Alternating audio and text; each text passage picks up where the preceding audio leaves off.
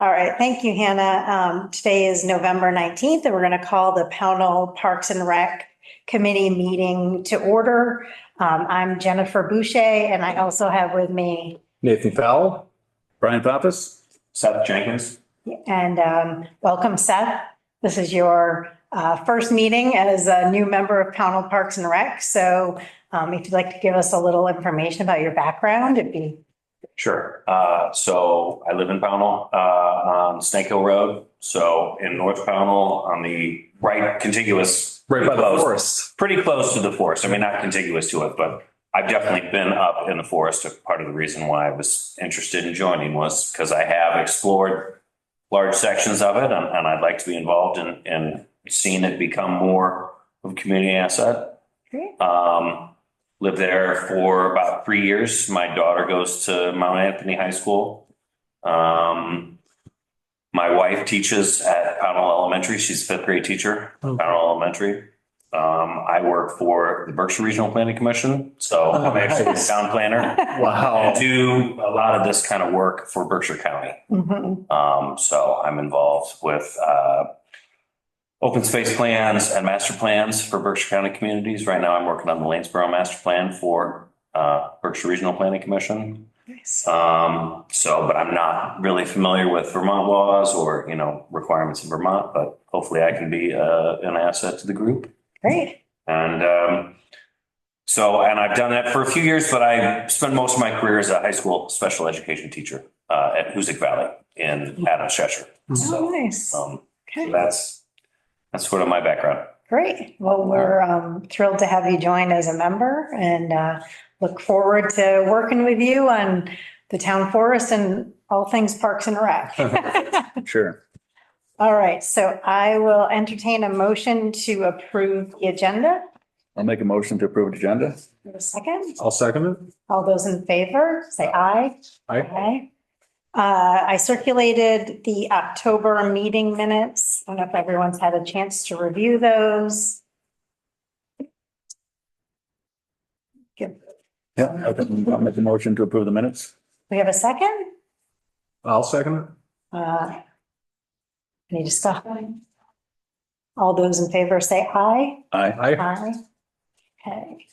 We'll move quickly into old business. So the first item is the municipal planning grant, and we were just in a meeting with the Planning Commission where BCRC presented their findings from their study of the Pownell Town Center, I guess, visioning grant. And so they presented, I know Seth, you weren't here, you didn't hear the whole. I was listening in the other room. Yeah. Interrupted me, Yeah. but I did overhear. Yeah, so they had some good recommendations about mobility and safety and some specific recommendations with respect to this historic area, and then also with Center Street Park, which Parks and Rec really has charge over Center Street Park.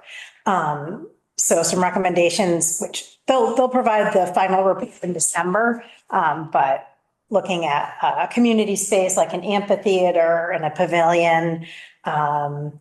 That was the primary recommendation. Food truck pad, yeah, and maybe a playground for some younger kids. So I think that once we get the final report, we can make that an agenda item to look at some things that we want to pursue with Center Street Park.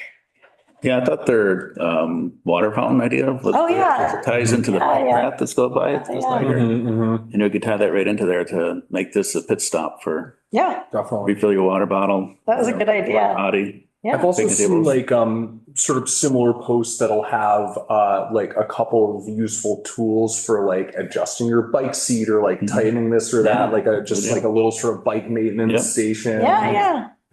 Really kind of, because it's kind of right on every path coming through town in every direction. Yeah. Oh, that was a great idea. Yeah. So look forward to working on that. And then I know some things may go across committees. So some things, talked about a memorial park, like an extension of Center Street Park. So I think once the planning commission has time to digest things, can probably work together on some things as well. And also get select board feedback on top of that. So more to come on that, but that is coming to a close with the final report in December. The next item is the VORAC grant.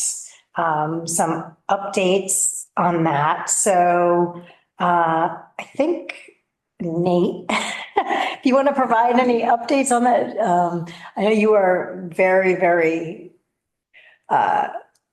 familiar with the trails. Starting. I'll be interested to talk with you, Seth. Clarify what the acronym is for, the VORAC? The VORAC is the grant program, and it's the Vermont Outdoor Recreational something collaborative. I can't remember the E off the top of my head right now. It's the grant that we applied for, I think about 2 years ago now. About 2 years ago now. That has had some updates and some changes since the original grant. But that's what has that and some monies with the Vermont Land Trust has facilitated the access to the Pownell Town Forest property and the purchase of the additional 300 acres off of Dean Road. Yeah. So that's the VORAC is the grant that's being implemented right now. Gotcha. Yep. Yeah. So in terms of trails, so I've done, I think about 50 miles of hiking up there now. I found a couple different places that connect to the Taconic Crest. The trail counters are out now. So I'm going to go out, hopefully either tomorrow or Thursday and sort of gather more data on that. But, we're already starting to get some kind of good insights on sort of where people might be coming in from to get to the Fish and Game Club. And also, a big sort of win for us was it looks like there aren't a whole lot of people using that, the road that comes off of Jelly's property on that sort of central ridge to get up to the Taconic Crest, which was a big concern that they had, because that's definitely the most developed path that goes up there, but it's very steep, and that counter registered literally no hits except for me for, the 10 days in between when I put it out and when I checked it for the first time. So, I think in terms of next steps, there's a little bit more exploring to do. I ordered some little markers so we could start theoretically just kind of like putting marks out in places that people don't get lost out there while we're sort of figuring out exactly what we want to do. And I've started very slowly kind of breaking the trails into different sort of categories based on sort of how, what condition the trail's in, places where there isn't trail, where it might make sense to make connections. And then the only other thing is there's this one really key trail runs pretty close to the property line between the Pownell Town Forest and Jelly's land, and some no trespassing signs just went up very conveniently on our side of this footpath. So I was looking through all the old deeds, and there's a lot of detective work to be done, but I did find some sort of compass bearings and distances that with enough digging through, we might be able to actually like figure out just sort of where it's just basically one particular edge that we need to There aren't like iron pipes in the ground. There are a few, but it's such a big territory. Yep. So, also going on at the same time, the Williams College students who are working with Terra and the Vermont Land Trust are, which was part of the visioning workshop that Seth, you attended. They're going to be wrapping up their public outreach in the next few weeks. I think the last meeting is December 4th. Is that? Something like that. Yeah, they'll have a focus group on December 4th, and then I think they're presenting to the select board on the 12th or something. Yeah, and honestly, that one on the 4th, that hypothetical sort of listening session on the 4th, it's unclear whether or not that'll be early enough for them to really incorporate into their report. But either way, I think Conservation Commission is going to try and kind of continue doing stuff like that afterwards. So we'll have at least a few people there to take notes and start Okay. kind of synthesizing our own information if we need to. Yeah, I think it's a key date for Parks and Rec, because when we have that information, it will point us in the right direction of what we want to do from a recreational perspective. If, as we develop an action plan for recreation purposes, I think we'll get feedback on if people want mountain biking or, exactly what the desires are. And then we can start to identify costs associated with those recreational activities, and also hopefully find areas in the town forest that could host the activities potentially. So I would say we'll probably have more information at the next Parks and Rec meeting. I don't know if Williams College information will be available at that time. But anyway, that will inform our next steps with respect to what we want for recreation in the Pownell Town Forest. We're also working through an integrated management plan. So the integrated management plan will include recreation, natural resource, and timber management plans as well, kind of like the guide document for the Pownell Town Forest. So we've kind of started drafting that with some ideas. And that's what I've presented in terms of ideas for goals for recreation. And that's what I circulated that are on the back here. These are some ideas of what the recreation goals could be. It's not anything that we need to finalize tonight. They're just, what I think would, from my perspective, are a good starting point for goals for recreation. So I'm going to put this on the agenda again next month and give everyone some time to think about that. And hopefully we can finalize these goals at our next meeting to incorporate into the management plan. I was trying to think about our last steering committee meeting. Trying to think of Tara's updates at the last meeting. I think it was that the parking lot is moving across the street, across from the access point. It's not going to be in the access point. It's actually moving across the street. And I think she just said that design was approved. And then just, like waiting on some Act 250 stuff to be able to start like clearing that right of way and then clearing the access. So not a ton of progress, but it's moving in the right direction. Yes, definitely. And then I think as we move forward, we do have monies designated in the grant. So as we identify the recreation items we want, and as you have done a great job with the trails, if we identify, some clearing that we need, or if we need some, I know BCRC will help with the mapping, but there are monies to hire groups to come and do trail clearing. I know you found some loops, the Taconic Crest Trail, and maybe we would have to decide if we wanted a new route or a different route, or if it needs to go like this instead of like this. I think we need to think of not just the access to the Taconic Crest, the test trail, but how do we get less aggressive hikers to? It's all steep. Yeah. There are some lower trail activity that we can. So there are a couple of promising loops that are, none of them are like super easy, but. It's not Burrington Road. There's a little loop that would require just a little bit of trail building just off the left-hand side, like right as that sort of right of way kind of opens out. That connects in mostly with existing logging roads and does a little loop that's pretty low down. And then on the right-hand side, if you're walking in, there's a really beautiful little stretch it's a road that kind of runs along the ridge and has really nice views and is still in okay shape. So again, it's not like, you'd be able to bring like a 6-year-old out there or anything like that, but it's a heck of a lot easier than like going all the way up to the top.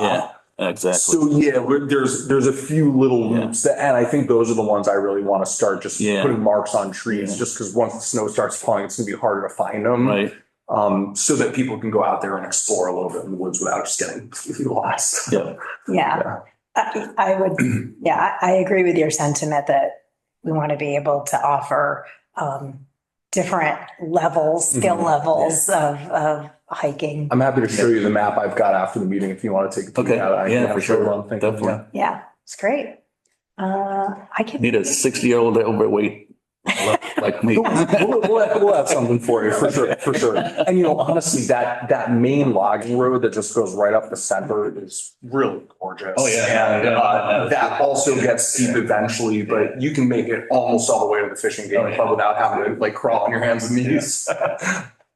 Yeah, it's past the fishing game club. That is a little. Yeah, and the fishing game club is like pretty close to the border. It's like really high up on the mountain. So there's a lot of, probably a couple miles of hiking between sort of where you come in and where you hit the fishing game club. Yeah. That's all like pretty well developed and not too crazy. Yeah, Cool.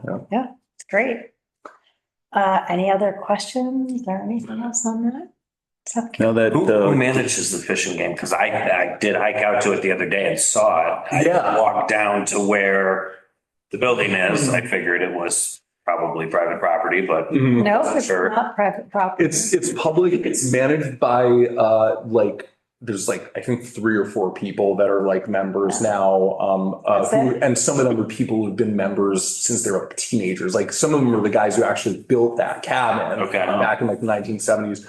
They're the folks who are part of the Fishing Game Club are all really nice. They're really excited about what we're doing, and we're all like, I think, largely on the same page about kind of goals. Are you a hunter at all? I'm not. I mean, my next door neighbor is, and I know I assume I haven't talked to him exactly where he hunts, and I have considered actually taking it up, but I'm not currently. So Well, yeah, the Fishing Game Club, like I think we had a little like sort of public input session with a bunch of the hunters in town probably a month ago now, and one of my takeaways was that like the Fishing Game Club is going to need a little support because this is a great opportunity for them. I mean, I don't know if you poked your head in that building. But I did. It's in rough shape. I mean, they do the best they can, but like people don't pay dues. There aren't really any members. So it's slowly falling apart. And if with the support of the town, they can get their act together, they could start charging dues. They could start renting out that club or tree stands or campsites or, there's a lot of room for them to like expand. They don't have any kind of range up there or where they have established. Like where they hunt? Oh, well, a firing range. Oh, no shooting range. We have a general idea of kind of the zone that they tend to hunt in. And one of the things we were talking about was sort of whether we want to close down parts of the park or just make sure we let everyone know that they should wear high-vis clothing. It is rifle season now. Right. Yeah. So yeah, definitely. I mean, where it stands now, it's like you're welcome to go up and hunt, just wear a reflective vest when hike and just wear a reflective vest when you do it, and you're fine. And I haven't seen much evidence of hunting up there yet, although the season for deer just started like yesterday or 2 days ago or something. 16th or something like that, yeah. I know there is a gentleman that accesses it from my side down Snake Hill, Yep. an old access point right up where the washout is. Yeah. And kind of in there. And when I've been hiking, I've seen him either coming in or out. Does he ride on an ATV? No, he generally hunts on the ground. He's got a seat that he sits on, and I've talked to him. He said he goes and sits in a spot and then maybe tracks a little bit. I mean, depending on what the conditions are. Well, yeah, I mean, let him know, like, if he wants to chat, like, we definitely want to make sure we sort of engage as many of those people who are sort of actually hunting in there or own land adjacent to it as we can. I have seen some guys a couple years ago, I saw some guys on an ATV that were obviously hunting because they had blaze and Yep. had shotguns. Mhm, Yeah. mhm. Yeah. Yeah, and the roads over there on that side, like there's sort of a couple of main logging roads that look Yeah. like there were people probably riding recreationally on, just kind of ripping Yeah. around. But it's again so steep, like there's not, as far as I know, there's not Yeah. like a good way you can get on an ATV from Reservoir Hollow up to the Central Yeah. Ridge or really anywhere else in the park, Yeah. except for kind of staying down in that zone. Yeah, when we hiked a couple of years ago, we hiked up along Reservoir Hollow Yeah. off of Woods Road, Mhm, up where that washout was. mhm. And then up from there, we went quite a ways up, I think, and it does remind you of the logging road where the Fishing Game Club is on. It was pretty well Yeah, yeah, maintained. It was, As it gets to the steep part there, it immediately turns into, I mean, there are paths there, Yeah. but they are Thrown just in. crazy Yeah. steep. thrown Yeah. in. That's what I was talking to myself a little bit earlier too, is that connecting the two, Halifax and Reservoir, those two paths would be key. Yeah. So that's where that, the footpath along the property line is the issue. Like, I think it's on our side. I think we have pretty good bargaining chips to use to sort of make sure we can get access to it. But it's amazing. It took the leaves falling off the trees to see it. It's literally 10 feet off of that main path, just on the right-hand side. Like again, right after it sort of opens up into the Boyce property there, you hike 15 feet into the woods and you hit a little footpath, and that goes most of the way up to that central sort of ridge trail. Yeah. There's just one section where there's like a bunch of tree stands, there's a bunch of social trails, and like that's a spot that I think like is, if assuming it's on town property, it's like the number one priority. Because even for me, like every time I go up there, I'm getting lost, I'm backtracking, I'm on different little footpaths, and like there are a lot of people, a lot of hunters, I think, that are doing the same thing. And it's a really sensitive habitat up there. Like that area is one of these particularly unique. It's a protected ecosystems. ecological zone. So yes, so we really like, what I think the way to go is like, there are red blazes on trees already that mark the Boyce property line. And there's a path that used to run along that property line that I think we can kind of reestablish as the way through. Okay. And I'll just put tags up on trees, and then hopefully the hunters will start using that too, because it goes right where they want it to. Are those red blazes old blazes? Because I saw those on. Yeah, they're, and I've been trying to mark them on all trails, like just to sort of get an idea of like how far they off they are from like the GPS mapping. But yeah, those are mostly for the Boyce property borders, which is now sort of part of a bigger piece of land there. So a lot of those no longer have any bearing on anything. They're just sort of arbitrary now, sort of in the middle of the town forest. But yeah, we are working on trying to find like the edges. And there are iron posts in the ground. There's little stacks of stones in some places. And yeah, a lot of trees are painted red in that area. Yeah. Yep.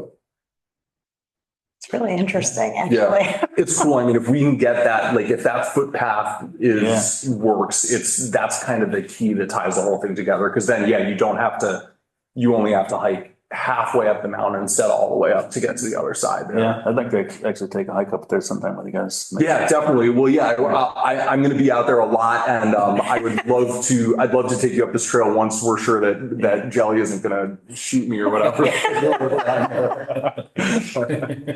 Have you talked with the jellies? There have been conversations with the Jellies. I think do you know Mike Gardner? He's one of the select board members. I guess he's got a channel with the Gardners. They are not super psyched about this town forest opening up because they have a bunch of roads and trails that run right along the property line there. And they clearly, like, folks have been coming up from that property and hunting on town property, which is all like, that's fine. That's legal. And like, we want them to hunt up there. The issue is just like, we want to make sure that land where the footpath is stays on our side so that we can kind of give everyone access. Yeah. Yeah. Yep. Good. Cool. Sounds good. Yeah. Okay. The next, One last thing, the Yeah. VORAC grant has to be spent by, January of 2026. it's only a year away. Yep. Yeah, I think we're well on our way. I know that, that's one of the things that Tara's updates was that she did do a successful initial reimbursement Yeah. for a substantial amount of a It was like purchase. $100,000+. Okay. Yeah, more than $100,000. Okay. So we made a good dent in it. Get dent in it, yeah. I think it's not our budget, but I'm saying like the non-land, non-road access, non-parking is about $40,000. And that needs to cover, like I think a kiosk, and that was the monies if we wanted to hire trail folks to help us map and create some new trails is in that money. So I think, like I said, once we have a better idea from the public outreach that Williams has been doing, we can really hone in on our next steps and ensure that we spend that money in a timely manner, which is going to have to be next summer or next fall. And start writing new grants based on too, so we can afford. Nate really wants to write a grant. I'm getting fired up, yeah, for sure. Okay. The next item is Clayton Park. Yeah. So yeah, I picked up kind of where Bill left off with Ariana, she's like the director of FORWA now. So yeah, she said, she sort of referred me over to Wendy Hopkins and said sort of for the most part, Wendy is kind of the panel person. Yeah. She said that they're very excited and supportive of us trying to get that reopened because it's on their map as one of the sort of designated boat put in and take out spots. And she said that in the spring, they would probably have some energy to dedicate towards helping to send some, sort of generate some volunteers to do like a work day down there to sort of clear things up. So yeah, they made it clear that I think sort of the town would have to spearhead it, but that they could offer support. Yeah. And Wendy said the same thing, like she doesn't want to be running it, but if there's an interest in doing something, she's happy to be support for that too. So yeah, I think where Concom left that was basically let's table it for the time being, focus on these other like big things. And then in the spring, we can kind of revisit maybe putting together some sort of, big volunteer day down there just to like brush out, clear path, Maybe tap into Williams College again. Yeah, sure. I Definitely. think that would be a great. Yeah. I believe Horwa owned that piece of land before and gifted it to the town. Oh, because they didn't want to deal with it anymore. That works, yeah. I don't know if it was because of that or maybe property tax things, but yeah, that Clayton Park, it's off of Lincoln Street. I don't know if you're familiar with. Is it south of the bridge on the east side of the river?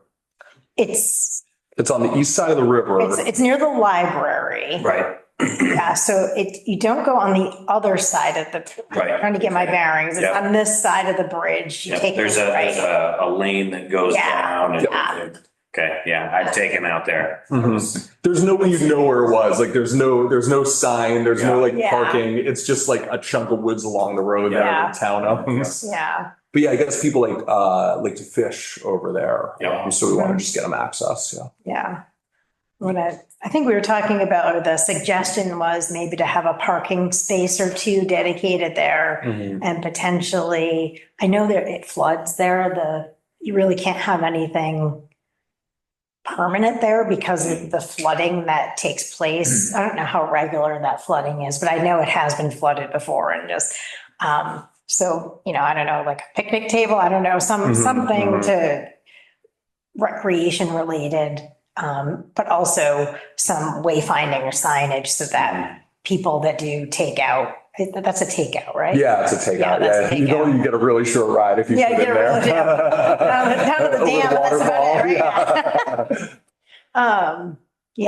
right? So that people could easily identify that because closer near where the bridge is private property. Okay. We don't want to encourage people to take out on private property. Right. We want to encourage them, if we can, to use that town land, which it was. Actually might be worth putting a sign up right along the river. Like once we get it open, like to put a sign up along the river that says it's just another 100 feet down or whatever. Just keep on cruising. The other thing that they mentioned was, again, Michael Fernandez. I feel like his name kind of comes up on everything. He might be a good conduit for finding funding to do like some plantings down there to try and sort of help stop those invasives and also to like stabilize the shoreline so that there's less flooding, less erosion. So that's another thing that's like maybe we're not ready to like take it on just yet, but there's resources out there for that one for sure. Okay. So is it something that we should keep on the agenda as old business or resurrect it in the spring, do you think? I think probably resurrect it, Okay. yeah. Okay. I'll do that. All right, the next item is the Center Street Park murals. So we were contacted by the Volunteers and Service to America program this summer to paint murals at the park. And they facilitated an opportunity for designs to be submitted. But she reached out to me in, I think, late October, early November. I can't even remember at this point. I think it was late October, and said they were running short with the weather. So they're going to postpone painting the murals until the spring. And she said that she'll also keep the portal open. So if people want to continue to submit designs. And so they'll finalize designs and paint in the spring. So Great. that is still going to happen. It's just going to be a little bit later in the process.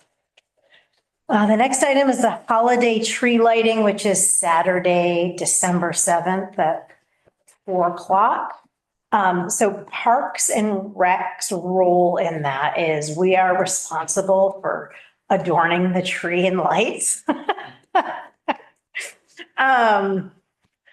Which I was looking at the tree when I came in today. I'm like, wow, it actually grew a little bit this year, didn't it? So the last meeting, we talked about renting a picker to put the lights up, but, which we may still have to do. But another alternative that a volunteer that I know suggested was, we used like a longer pole last year with a tall ladder to put them on, but apparently there are 30-foot poles. Oh yeah, I have like a telescoping Yes, pole that's for what it is. painting. Yeah, that would Yeah. totally work. Yep. And a utility hook that's like specially made for lights. So I ordered one of those. Oh, great. Okay. And an extra utility hook in case somebody had another telescoping pole. Like we have one, but it's not quite as tall as that. Okay. So the volunteer, One said ladder and one said volunteer to. to adorn the tree with lights. So we're thinking maybe this Sunday afternoon if the weather cooperates. Now, I know last year it was like a beautiful 60 You degrees. said this Sunday after? Yeah. Okay. Maybe this Sunday afternoon, weather dependent. Oh. And if for some reason this plan falls through, then we still have time to rent the picker. Yeah. It's just that you have to rent it for $400 and have to rent it again to take it down. Yeah. I don't really want to, Yeah. this hopefully would be a one-time investment. It was like $80 for the pole. So I think that's a Totally worth it. better Yeah. investment for Parks and Rec than $800. I have a neighbor who I noticed just the other day has some scaffolding. Well, my husband has some. Because we'd have to figure out a way to level it, but Yeah. that's a little higher up. Yeah. That was suggested by the Okay. volunteer. Yeah. And I did tell said volunteer that their way they make a living depends on Okay. not falling off a scaffolding to put on the, Gotcha. to put on the tree. So, and anyway, so I will send out a group message if anyone's available. Yeah. What time were you thinking? I'm thinking probably like 1:30 or 2:00 around that time. Perfect. But again, it's weather dependent. I know the forecast is calling for snow Ooh, Friday fun. to Saturday. And we're right at that elevation where Pownell View Barn is getting rain and we're getting snow. So, so we'll see. If not, we could pick a different day. But so that's Parks and Rec's main role. Also, what's going to happen that day is that the Pownell Elementary Chorus is going to perform at 4 o'clock. There's the library director, Emily Gold, is going to read a story at like 4:20 or some time like that. A visitor's coming from the North Pole on a fire truck at 4:30. Faith Church is going to lead the community in a sing-along at around 4:45, and then we'll have a countdown to the lights going on at 5 o'clock. Parks and Rec is also paying for the face painter, Right. who will set up in here, which was probably the most popular activity last year. If you were here, I think she was here till 6 o'clock or after finishing up the face painting. So all of that is in order. And Brian Harris, who isn't here tonight, is going to man the fire. They usually have some fire rings, and so we'll do s'mores, but we're going to have the adults make the s'mores, not a child handling any of that. So Flinging fire marsh. So yeah, Yeah, red flag warning. You can't do that out here right now. yeah, there's cookies and hot cocoa and a s'more station. So I think it's a really nice community event that's coming together. And if last year was any indicator, I mean, it was overflow parking all the way Yeah. down Center Street. So yeah, so that's coming together. And again, I'll contact you by email about potentially helping with the lights. I'm also going to test the lights. Just before they go up. Maybe tomorrow. They're on a reel downstairs, on a wooden reel, and they worked when we took them off last year. So hopefully but I want to test them just in case. Who knows? They've been stored all year. This is their 5th year being used, so we'll see how it goes. So everything like that is coming into, everything's kind of coalescing with that. And the Constable Eddie is coming to our next meeting on the the holiday event, and he'll help with traffic and that. Because last year it was an issue last year with all the people that were here in the parking. So that's it on that. The next item are the town policies, which I sent to everyone. I wasn't going to go through each policy, and I didn't print them. Just wanted to see if I could bring them up. I think Parks and Rec doesn't have any authority to make decisions for the town, so we're kind of limited in some of these policies. A lot of it doesn't apply to. Yeah, it doesn't apply to us. I think the purchasing policy, everything has to be purchased through Terra, through the town. We don't have any ability. Oh, yeah. Yeah, we don't have any ability to bind the town into any purchases or get reimbursed from the town. Everything has to go through Terra. For grants, the select board does have to approve any grants that we apply for. So we have to seek select board approval. There's a grant policy. Where in the process do you do that? Like before you even start writing? Before you even start writing, you need to go to the select board and seek approval to apply for the grant. Yep. Cool. That Stewart's grant that you've got, that comes up right now, doesn't it? Like on the first of the year, January? It comes up in December. It's the holiday match program. Yeah. So it's not out yet. I looked, but that would be a good one for you to, we can look at what we would like to ask for the money for this year and seek select board approval to apply for it. Got it. And the only other policy, there was one more, the procedures for boards and commissions, just, you have to have a quorum to conduct business, which the planning commission didn't have this evening. And if there is a quorum, then, the committee is subject to open meeting law. So we have to make sure that everything is done in accordance with that if 3 or more members of the committee are involved. So there was one little tidbit in that I didn't know that we actually changed on Concom. I guess you're supposed to have a public comment period First. at the beginning Yeah, so- and at the end, which is, I think, a good idea, you know? Yeah. Yeah, that way, if anybody's got something that they want to talk about, we can actually Yeah. like discuss. I saw that. It was both. Yeah. So I'll make that change going forward on that. So other than that, I didn't see anything else that really applies to Parks and Rec. If Mhm. anybody has any questions on that. Moving right along to new business, Nate, talk about the Western New England Greenway. I tried to do a little plug for it at the last meeting too. I don't know if you guys want to take a look at it. So yeah, Western New England Greenway is a nationally recognized bike path that runs through most of Vermont, most of Massachusetts, some of Connecticut as well, largely along the Route 7 corridor. It's most of it isn't on Route 7, but it's nearby.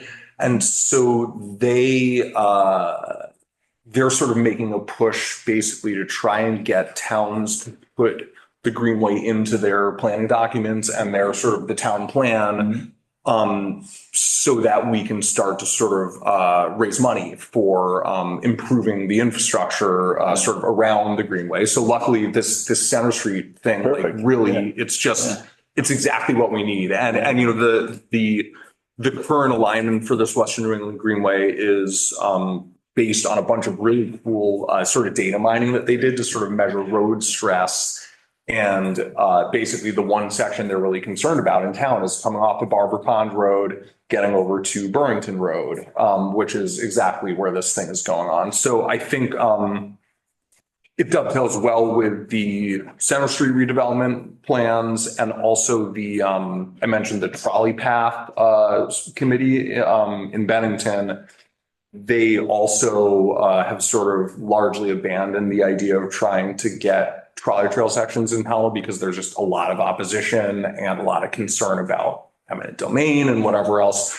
So what we're looking to do is align the trolley path on the same path as the Western New England Greenway, on the same path as this Center Street redevelopment thing to sort of tie them all together.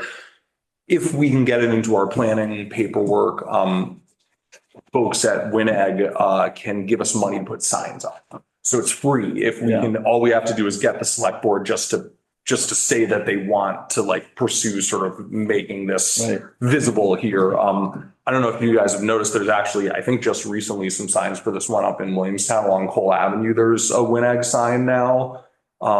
So yeah, we get sort of three birds with one stone. If we can get these signs up, we can sort of show people, whatever angle they're coming in from, sort of how to safely get through the center of town here and how towards Williamstown. So yeah, so really, like, I guess sort of my ask via them is sort of, I guess we would basically write a recommendation to the select board. And this woman, Susan Grasso, I've been working with from a nonprofit called Local Motion, who's really involved in this, said that she's happy to kind of help us write that recommendation and give some good sort of context on like what the benefits are, and also to help us make a plan on where we might want to have signs to sort of maximize visibility. And then once we have that, we bring it to the select board. If the select board's cool with it, then we can get money for signage and start fundraising just in general for all the stuff that these guys were talking about in the meeting, you know, bike lanes and crosswalks and all that good stuff. I think the only question I have is Parks and Rec, our purview is really town-owned property. And this is along the state road. This is along the state road. Yeah. I don't, like, if the committee wants to support outdoor recreation in Pownell and that, I don't see a problem. I don't personally see a problem with Parks and Rec writing a recommendation to the select board, but I don't think fundraising or sign installation would fall under Parks and Rec because our charge is only town-owned properties. I don't know how this would affect it, but it does. So the only section that it's on Route 7 is basically Barber Pond Road to Burrington Road, just that tiny, quarter mile. It goes Barber Pond Road, Middle Pownell, Maple Grove, South Stream, which are all, I think, town roads.